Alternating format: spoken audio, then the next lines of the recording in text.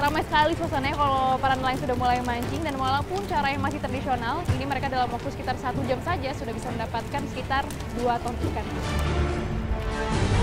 Jadi saya bantuin nebarin umpannya. Jadi kalau ditebarin akan menarik ikannya supaya berkumpul mendekat ke kapal. Tapi ini ternyata tidak semudah yang terlihat karena butuh teknik juga buat nebarin umpannya. Kalau untuk kategori penangkapan orang Indonesia memang ketinggalan. Kita mesti perlu teknologi yang kayak Filipina teknologi, Taiwan.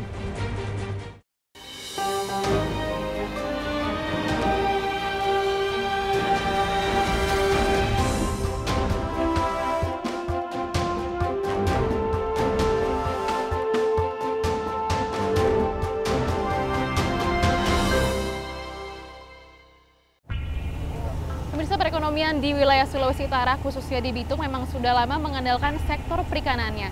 Di tengah berbagai kebijakan pemerintah, termasuk pelarangan operasional kapal asing dan pelarangan transshipment, industri pengolahan ikan justru mengalami penurunan. Pemerintah bahkan harus kembali membuka keran impor ikan Indonesia yang merupakan sebuah negara maritim. Lalu bagaimana dengan nasib para nelayan? Ikuti cerita selengkapnya hanya di Indonesia.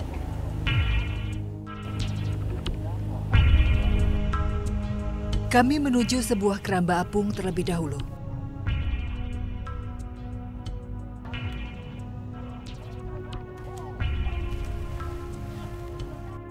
Di sini, sebagian anak buah kapal langsung memindahkan umpan dari keramba ke atas kapal.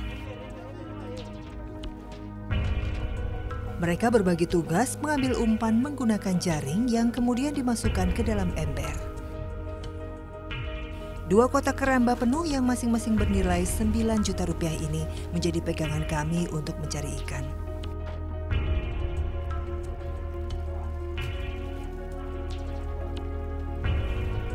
Ongkos untuk sekali melaut memang tidak sedikit. Setidaknya mencapai 130 juta rupiah untuk menutupi kebutuhan BBM dan berbagai kebutuhan sembako selama melaut berhari-hari. Para nelayan hanya bisa berharap hasil tangkapan nanti bisa menutupi modal awal karena hasil ikanlah yang menentukan jumlah upah mereka. Usai mengambil umpan, kami melanjutkan perjalanan yang kira-kira akan memakan waktu 1 malam penuh. Kapal memang seakan menjadi rumah kedua bagi para nelayan. Dalam perjalanan, berbagai kegiatan dilakukan bersama teman-teman ABK lainnya, termasuk saat harus beristirahat di tempat seadanya. Kapal kami bergerak dengan kecepatan 80 mil per jam, mengarungi lautan di bawah gelapnya malam.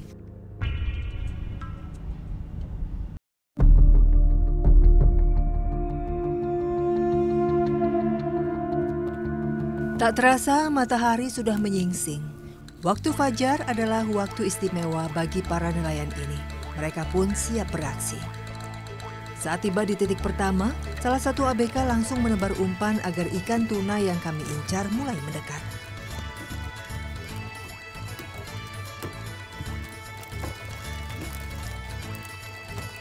Perlengkapan mereka sederhana, hanya sebuah joran bambu yang digunakan untuk memancing. Di haluan kapal atau di bagian depan, mereka berjajar rapi, siap mengangkat ikan yang tersangkut di kail. Ikan-ikan yang ditarik seakan berterbangan. Suara dentuman ikan yang terus berjatuhan di kapal pun menjadi pertanda baik bahwa hasil yang mereka dapatkan cukup banyak. Saya hanya bisa kagum melihat pergerakan para nelayan begitu cepat dan lincah. Ya, setelah menempuh perjalanan sejauh 80 mil atau sekitar 9 jam menuju lautan lepas, ini kita sudah berada di wilayah Siau. Ini terlihat ramai sekali suasananya kalau para nelayan sudah mulai mancing, dan walaupun cara yang masih tradisional, ini mereka dalam waktu sekitar 1 jam saja sudah bisa mendapatkan sekitar 2 ton ikan.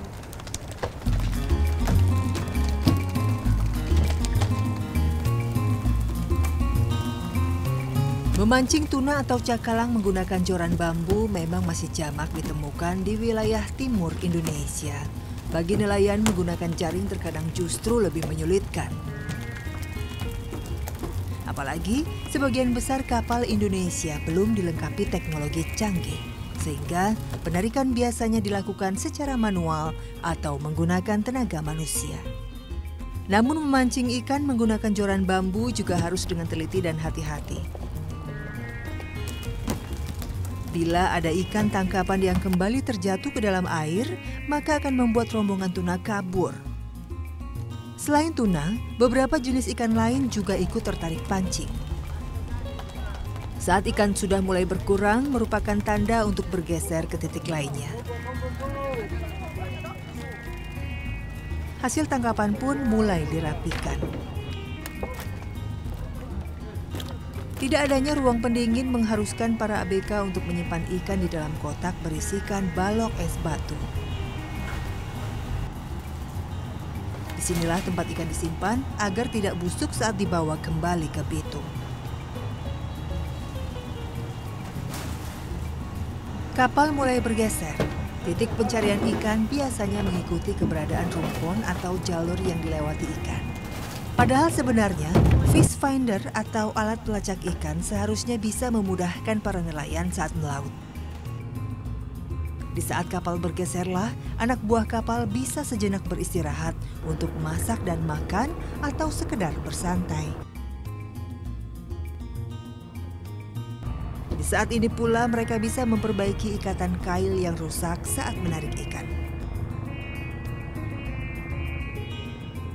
Namun saat kapal tiba, maka mereka dengan sigap bergegas ke haluan kapal untuk kembali memancing.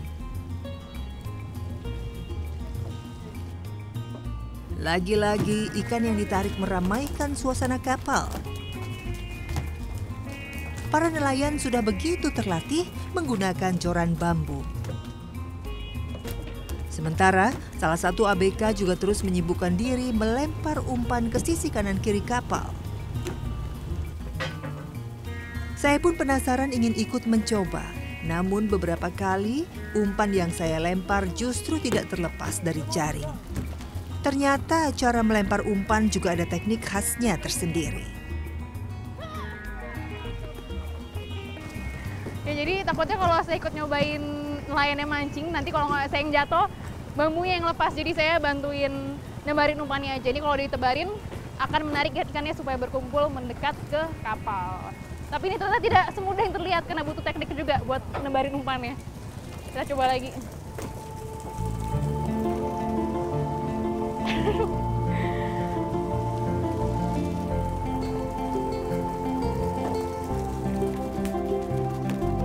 Salah satu hal yang menarik perhatian saya setelah melihat aktivitas nelayan secara langsung adalah mereka tidak mengenakan perlengkapan keselamatan saat melaut. Memang masalah keselamatan nelayan seringkali masih luput dari perhatian. Setelah beberapa kali bergeser dari satu titik ke lainnya, kami berhasil mengumpulkan cukup banyak ikan hari ini. Jumlah keseluruhan mencapai 7 ton lebih. Ikan yang ditangkap mulai dirapikan dan dimasukkan ke kotak penyimpanan. Proses penyimpanan pun tak kalah ramai dari suasana memancing. Mereka harus saling membantu, mengoper keranjang berisi ikan dan membersihkan kapal yang nanti akan kembali digunakan untuk memancing. Dari 27 orang anak buah kapal yang ada, ternyata terdapat 1 orang anak yang masih berusia remaja.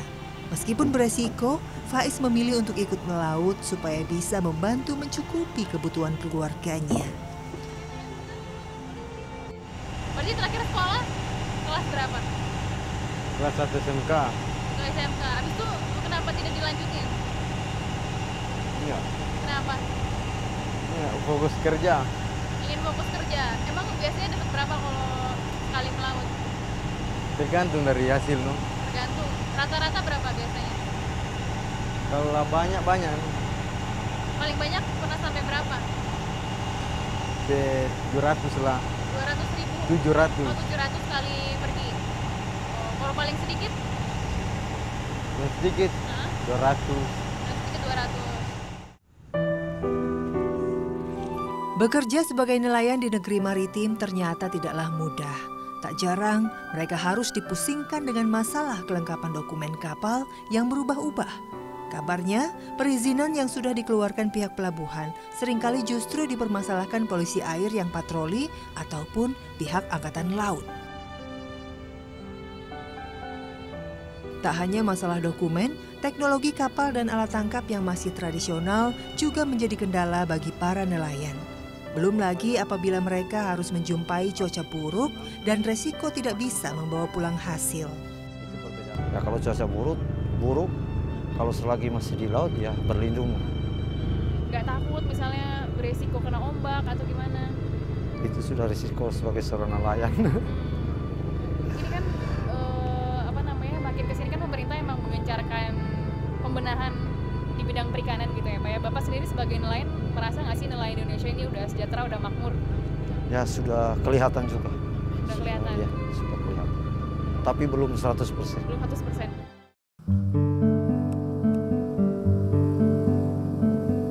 Melihat hasil laut yang sebenarnya melimpah, saya semakin penasaran. Mengapa industri perikanan di Bitung justru merosot tajam sejak 2 tahun terakhir?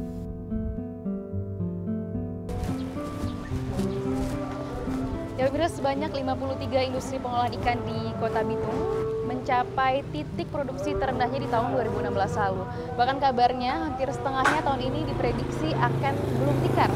Kali ini saya akan mencoba mencari tahu seperti apa kondisi pabrik-pabrik di Kota Bitung dan sebenarnya apa akar permasalahan yang membuat produksi ikan mengalami penurunan.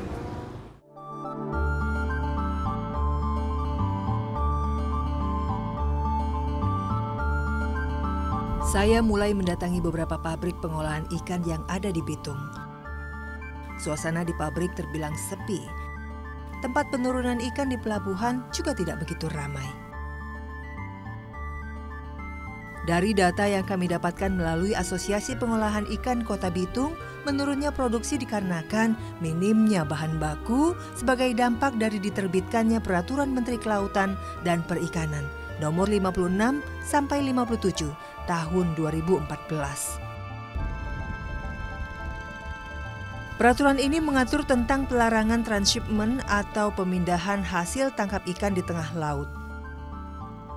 Padahal, sistem penangkapan ikan di Bitung biasanya dilakukan berkelompok, di mana ada kapal yang bekerja sebagai penangkap dan kapal yang bekerja sebagai pengangkut. Tidak heran jika di pabrik kami juga menemukan kapal-kapal yang akhirnya mulai rusak tidak terawat karena terganjal masalah perizinan dan tidak bisa beroperasi. Sejak diberlakukannya peraturan itu, industri pengolahan ikan yang selama ini menggerakkan perekonomian Bitung tidak berjalan dengan baik. Dari keseluruhan kapasitas produksi yang seharusnya bisa mencapai 1.400 ton per hari, hanya 6% yang terrealisasi. Kerugian pun mencapai 3 triliun rupiah setiap tahunnya. Bahkan sampai tahun 2017 tercatat ada sebanyak 11.000 karyawan yang akhirnya terpaksa diberhentikan. Dari awal kami support Permen 5657. Cuman Permen 5657 ini dia kan salah sasaran ya. Harusnya yang dia matikan itu adalah yang nakal, tetapi istilahnya bunuh tikus itu yang dibakar adalah lumbungnya. Nah ini yang membuat kita kocar-kacir benar-benar. Sampai saat ini kita belum melihat ada titik terang tentang perikanan Kota Bitung yang semakin hari semakin pada titik nadir kehancurannya ya. Itu yang terjadi.